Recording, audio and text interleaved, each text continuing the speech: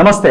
BJP Telangana రాష్ట్రానికి సంబంధించి 9 మంది అభ్యర్థుల లిస్టుని ప్రకటించింది ఎంపీ ఎలక్షన్స్ కోసం.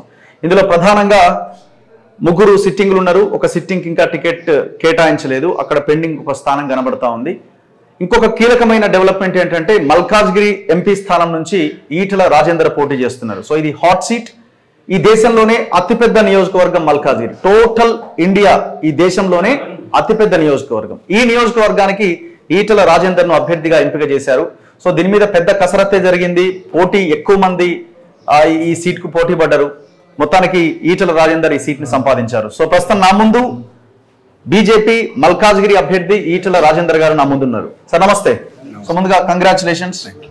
సో రెండు ఎలక్షన్స్ లో ముఖ్యంగా మీరు మొన్నటి ఎలక్షన్ లో మల్కాజ్గిరి నుంచి హుజూరాబాద్ నుంచి పోటీ చేశారు, గజ్వేల్ నుంచి పోటీ చేశారు. సో అక్కడ రిజల్ట్ నెగిటివ్ గా వచ్చింది. ఇప్పుడు మల్కాజ్గిరి ఎంపీగా పోటీ చేస్తున్నారు. సో మరో సాహసానికి సిద్ధపడ్డారు అని అనుకోవచ్చా దీన్ని? గెలుపు ఓటములు ఉంటుండొచ్చు, కానీ మొన్న జరిగినటువంటి ఎన్నికల్లో రాష్ట్ర వ్యాప్తంగా ఏ వాతావరణం ఏర్పడ్డది, ఏ ప్రచారం జరిగింది, ఎందుకు రిజల్ట్ వచ్చిందనేది తెలంగాణ సమాజం అంతా చూసింది. ఈ దఫా పార్లమెంట్ ఎన్నికల్లో దేశవ్యాప్తంగా యావత్ ప్రజానీకం అంతా కూడా మోడీ గారే మళ్ళీ ప్రధానమంత్రి కావాలని, ఈ దఫా మళ్ళీ స్టేబుల్ గవర్నమెంట్ ఉండాలన్నటువంటి సంకల్పంతో బీజేపీని గెలిపించాలని చెప్పి భావిస్తాం. ఓకే, మొన్న పోయిన ఎన్నికలు చిన్న ఎన్నికలని, ఇప్పుడు వచ్చే ఎన్నికలు పెద్ద ఎన్నికలు, మోడీ గారి ఎన్నికలు అని చెప్పి స్పష్టంగా భావిస్తాం. కాబట్టి ఇలా మల్కాజ్గిరి పార్లమెంట్ పరిధిలోనే కాకుండా ఇలా యావత్ తెలంగాణ వ్యాప్తంగా కూడా భారతీయ జనతా పార్టీ మంచి రిజల్ట్ వస్తున్నట్టు విశ్వాసంతో ఉంది. ఎక్కడ సర్వేలు చూసినా, ఎవరిని కదిలించినా కూడా ఈ దఫా పార్టీలతో కానీ సిద్ధాంతాలతో కానీ జెండాతో సంబంధం లేదు.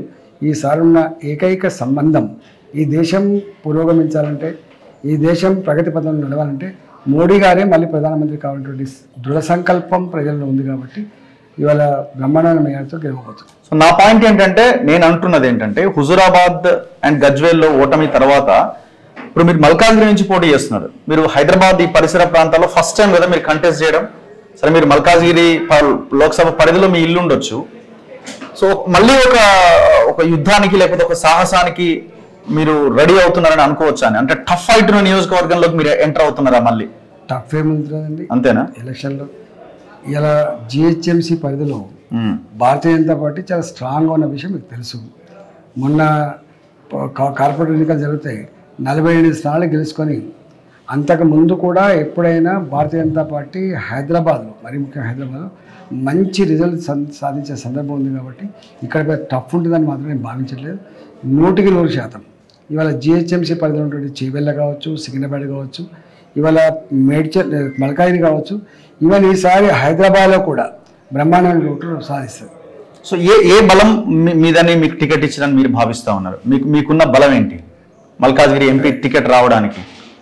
బలం ఏంటంటే ఇంత ప్రశ్న అడుగుతున్నారు. అంటే మరి అడగాలి కదా సార్, ఇంత ప్రశ్న అడుగుతున్నాం. మీరు చెప్పాలంటే ఈటల అంటోడు ఏంటిది అని తెలంగాణ సమాజానికి ఇప్పుడు నేను చెప్పుకోవాల్సి అక్కర్లేదు. ఓకే, సరే, హుజూరాబాద్లో ఏం జరిగింది, గజ్వేల్లో ఏం జరిగింది అని పక్కకు పెడితే, ఇవాళ 22 సంవత్సరాలుగా ప్రజాజీవనంలో ఉన్నవాడిగా 32 ఏళ్ళుగా ఈ ప్రాంతంలో ఉన్న నేను, ఇవాళ కేంద్ర పార్టీ ఉత్తనే టికెట్లు ఇయ్యదు, పైన చేసుకుంటే టికెట్ ఇయ్యదు, ఏదో మెర్సీతో టికెట్ ఇయ్యదు.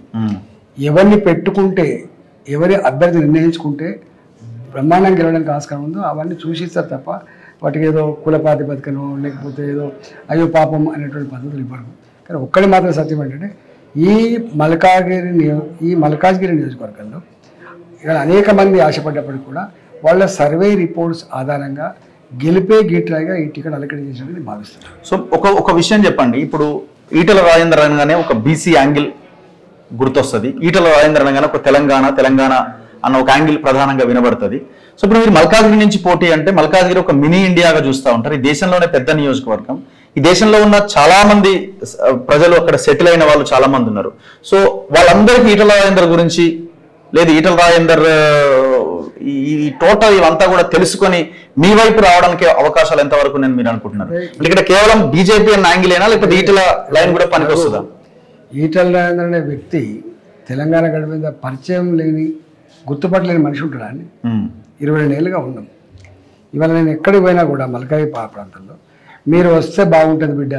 ఓకే, వాళ్ళు యూపీ నుంచి సెటిల్ అయిన వాళ్ళు కావచ్చు, వాళ్ళు రాజస్థాన్ నుంచి సెటిల్ అయిన వాళ్ళు కావచ్చు. నేను ఇక్కడ ఉద్యమకారుడిగా కాకుండా నేను 5 ఏళ్ళు ఆర్థిక మంత్రిగా పనిచేసిన. అన్నిటికంటే ముఖ్యంగా ప్రతి నిత్యం టీవీల ముందు కూర్చొని బిక్కుమిక్కుబాటు బతికినటువంటి సందర్భం ఒకటి ఉంది. అది కరోనా సందర్భం. దేశంలో కరోనా వచ్చినప్పుడు, ప్రపంచంలో కరోనా వచ్చినప్పుడు ఇవాళ ప్రతి నిత్యం వాళ్ళ కళ్ళ ముందు ఉంది. వాళ్ళకి సేవలు అందించిన బిడ్డగా నేను గుర్తుపెట్టుకోండి. దానికి రాజస్థాను, దానికి పాకిస్తాను, దానికి ఇంకోటి సంబంధం లేదు. అంటే అన్ని వర్గాల ప్రజలకు పరిచయం ఉన్న బిడ్డని నేను ఆపదత్తే ఎట్లా ఆదుకుంటాను, సందర్భం బట్టి ఎంత పనిచేస్తానో అదంతా వాళ్ళ కళ్ళ ముందు కదలాడుతున్న చరిత్ర.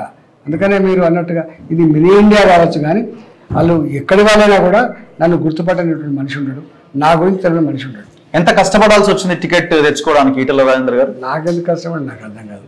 నేను మా పార్టీలో నేను నన్ను మీకు అర్థం కావాల్సింది ఒకటి ఉన్నది. ఇంకా అక్కడక్కడ ఎక్కడో మీకు తప్పుడు ఆలోచన కాదు. ఏముందంటే నాకు 2 దిక్కులు టికెట్ ఇచ్చిండ్రు. ఓకే, హుజూరాబాద్ అన్నట్టుగా గజ్వెల్లో ఇచ్చిండ్రు, నాకు హుజూరాబాద్లో ఇచ్చిండ్రు. నేను అనుకున్నా యాక్చువల్గా ఏదైనా ఇంకా 2021లో నన్ను గెలిపించినప్పుడు చాలా గొప్ప త్యాగంతో గెలిపించిండ్రు. నేను ఎప్పుడైతే గజ్వెల్కి వచ్చిన తర్వాత ఒక 3 రకాల సెంటిమెంట్ పనిచేసి, ఒకటేమో మమ్మల్ని వదిలిపెట్టిపోయింది మా అన్న, ఒకటో సెంటిమెంట్. రెండోది అయ్యో ఇక్కడికి వస్తున్నాడే మా అన్న, రెండో సెంటిమెంట్. మూడవది కేసీఆర్ టక్కు టమారా విద్యలు ఏవైతున్నాయో, డబ్బులు, మద్యం, ప్రలోభాలు, చిల్లర వేషాలు, అవన్నీ సరే ఏం జరిగిందో జరిగింది. ఇవాళ మీకు నిజంగా నేను ఒకటి మిమ్మల్ని అడుగుతున్నాను, ఓటమి జరిగింది అంటున్నారు కదా హుజరాబాద్, అసలు పోయి తెలుసుకోరు కదా హుజరాబాద్ ఏమనుకుంటున్నారు ఇప్పుడు. ఓకే, ఓటమి తర్వాత ఏమనుకుంటారో అసలు తెలుసుకోండి. రెండోది ఎవరు కొట్లాడుతారండి? ఒక అధికారంలో ఉన్న ముఖ్యమంత్రి, అందులో ఒక నియంతృత్వ పోకడున్న ముఖ్యమంత్రి, తనకు అడ్డం వస్తే కళ్ళతో కొరికి చంపేసిన ముఖ్యమంత్రి. ఇవాళ నేను గజ్వెల్లో పోయి పోటీ చేసిన. ఇంత ధైర్యం ఉండాలి. పోటీ చేస్తే నాకు కూడా 67,000 ఓట్లు వచ్చినాయి రాష్ట్రం. అంటే ఏమీ లేని పార్టీ అక్కడ నాకు ఒక 67,000 ఓట్లు వచ్చినాయి. అంటే నేను ముఖ్యమంత్రికి ఎదురొడ్డి పోటీ చేయడానికి నేను సిద్ధపడ్డా అంటే నా తాకత్ ఏందో ఇవాళ నువ్వు అడుగుతా ఎట్లయితే చెప్పండి. ఓటమి గెలుపు ఇంపార్టెంట్ కాదు, కానీ నేను చేసే సాహసం నన్ను ప్రజలు ఆశించారు. కానీ మీరు మెదక్ నుంచి పోటీ చేస్తే ఇటు హరీష్ ఇటు కేసీఆర్ ఇద్దరిని కొట్టిన వాళ్ళు అయ్యే వాళ్ళేమో. ఒకవేళ గెలిస్తే మెదక్ ఎంపీగా పోటీ చేసి గెలిస్తే ఇవాళ ఆలోచన చేయలేదా మీరు? 1/10th పాపులేషన్ ఈ మల్కాయి పార్లమెంట్ పరిధిలో ఉంటుంది. మొత్తం తెలంగాణ నుండి 1/10th పాపులేషన్ ఇక్కడ ఉంది.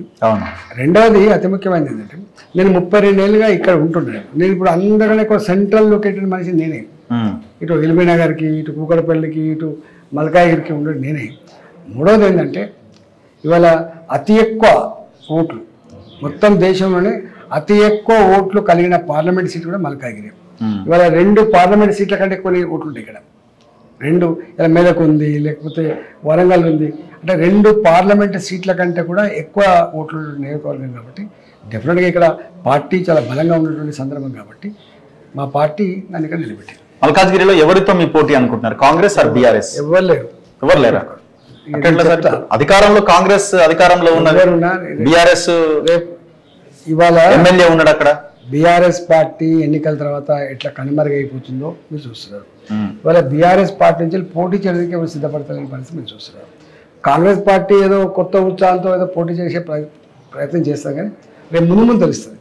నేను ఇప్పుడు వాళ్ళ గురించి చురుకుగా మాట్లాడుతాను, కానీ మల్కాయిగిరిలో తప్పకుండా భారతీయ జనతా పార్టీ చాలా స్ట్రాంగ్ హోల్డ్ ఉన్నటువంటి పార్టీ, ఇవాళ గెలవబోతున్న పార్టీ. కానీ ఇప్పుడు ముఖ్యమంత్రి రకరకాల 6 గ్యారంటీస్, ఇంకో 5వ గ్యారంటీ అమలు, ఇవన్నీ కూడా మీ మీద, మీ గెలుపోవటంల మీద ప్రభావం చూపించే అవకాశం లేదా? అంటే వాళ్ళు ఏదో స్కీమ్స్ రెడీ చేస్తున్నారు కదా, అనౌన్స్ చేస్తున్నారు కదా. నేను ఒక మాట చెప్తున్నా, నేను కూడా ఆర్థిక మంత్రిగా పనిచేసిన.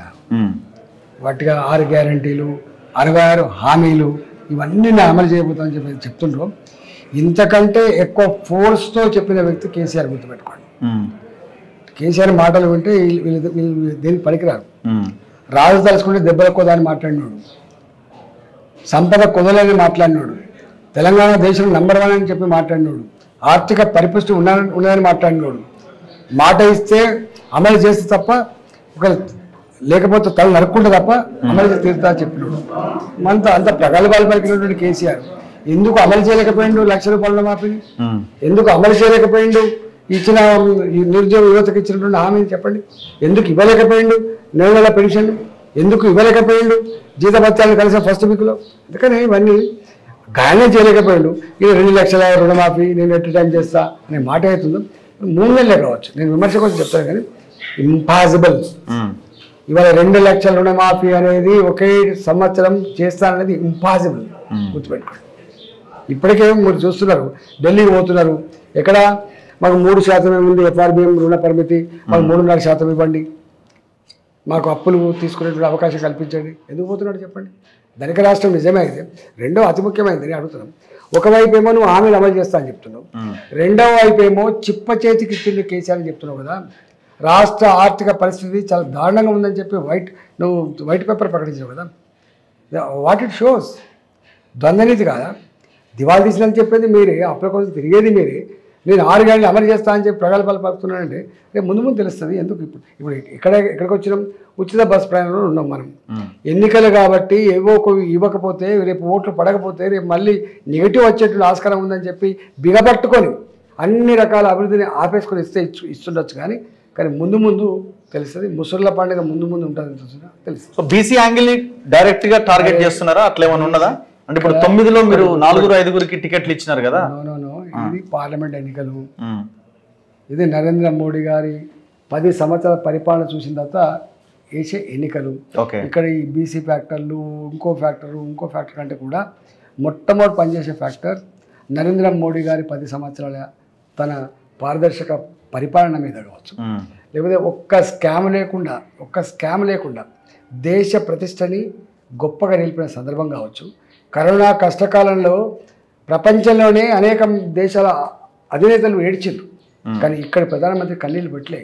ఇక్కడ ప్రధానమంత్రి ధైర్యాన్ని ఇచ్చిండు, ఇక్కడ ప్రధానమంత్రి అన్నం పెట్టిండు, ఇక్కడ ప్రధానమంత్రి ఇక్కడ ప్రజానికానికే కాకుండా ప్రపంచానికి వ్యాక్సిన్ అందించి కరోనాను ఎదుర్కొనేటువంటి ప్రయత్నం చేశారు. సో ఎన్నికలు జరుగుతున్నాయి. మీతో పాటు టికెట్ రాని వాళ్ళు, టికెట్ ఆశించిన వాళ్ళు భవిష్యత్ కార్యాచరణ ప్రకటించబోతున్నామని చెప్తున్నారు. తెలియదు, జనరల్గా ఉంటాయి ఇవన్నీ. అంటే ఆశించిన వాళ్ళు రాకపోతే బాధపడే సందర్భాలు ఉంటాయి, కొంత నెగిటివ్ మాట్లాడే సందర్భాలు ఉంటాయి, కానీ అంతిమంగా పార్టీకి సపోర్ట్ చేసేటువంటి అక్కడ ఉంటుంది. సో మీరు చాలా సందర్భాల్లో డబ్బులు లేవు, మొత్తం అంతా వ్యవహారం అటు ఇటు అయిందని. మరి ఇప్పుడు పెద్ద నియోజకవర్గం, మస్తు పైసలు కావాలి. డబ్బులతో వెళ్తారా రఘు? డబ్బులతో వెళ్తే కేసీఆర్ గెలవాలి. మొన్న ఇప్పుడు మీరు తిరగటానికి మస్తు పైసలు కావాలి. చాలా పెద్ద నియోజకవర్గం, ఈ దేశంలోనే అత్యంత పెద్ద నియోజకవర్గం. రేపు మల్కాజ్గిరి అనే పార్లమెంట్ పరిధిలో ఒకసారి ఎవరు వస్తారు, ఎంతమంది వస్తారు, ఏం జరగబోతుందో తెలుస్తుంది. సో ఈసారన్నా అందరూ కలిసి పనిచేస్తారా సార్? మీ ఒక నియోజకవర్గంలో మాకుల పోలు ఉన్నారని వాళ్ళని ఇన్ఫ్లుయెన్స్ చేసి ఇంకొక నాయకుడు, ఆయన నియోజకవర్గంలో ఆ మాకుల పోలు ఉన్నారని ఇటువైపు నాయకులు, ఇట్లాంటి వ్యవహారం ఉంటుందా? ఈసారన్నా కలిసి పనిచేసి మీరు ముందుకెళ్ళే అవకాశం ఉంటుందా? Okay, anyway thank you very much. ఇది ఈటల రాజేందర్ గారితో స్పెషల్ ఇంటర్వ్యూ. చాలా మంది వస్తా ఉన్నారు, సో నేను మధ్యలోకి వచ్చి ఇంటర్వ్యూ తీసుకున్నాను. Anyway thank you very much Etela garu, and congratulations, all the best. చూస్తూనే ఉండండి మన తొలి వేళ.